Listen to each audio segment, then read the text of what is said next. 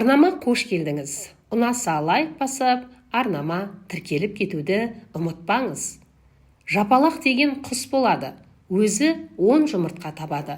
Соның бәрін бірден жарып ұшырмайды, екеуден жарып бала қылып ұшырады.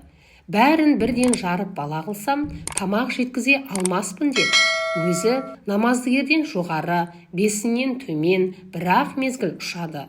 Алса бір тышқан алады, алмаса ала алмай қалғаны. Сонда да құстың семізі болады, себебі қанағат қылғаннан. Адам қанағатты содан ғибрат алса керек. Байғыз деген құс бар, кәріптікті, бейшаралықты мойнына алып таста жатады.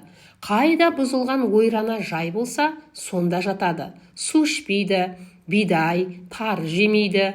Аузында көлденең тістеген қылдан да жіңішке жалғыз шөп болады.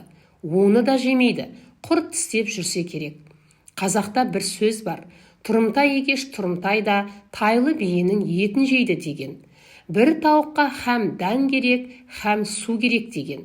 Бір нәрсені қорек қылып жейтұғын болсам, соның әуресімен болып, бейнетке қалсам керек деп, сол үшін ешкімнің көзіне түспейді, жанға көрінбейді.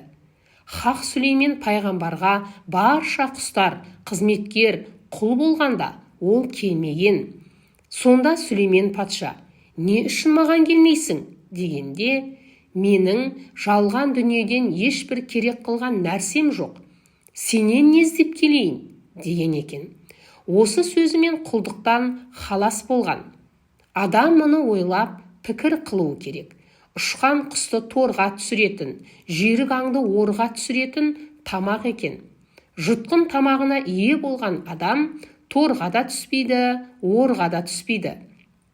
Осы күнгі адаммын деп жүрген адамдардың жауы иегінің астында болып кетті. Ол жау не десеңіз, жұтқан тамақ. Жалғанда мазаққа, ақыретте азапқа түсіретін тамақ. Артық тамақтан тартынған бәрінен халас болады. Бабаларымыз айтқан-ақ екен. Мәшһүр Жүсіп Көпейұлы оқыған Күлбибі Әбусайыл қызы.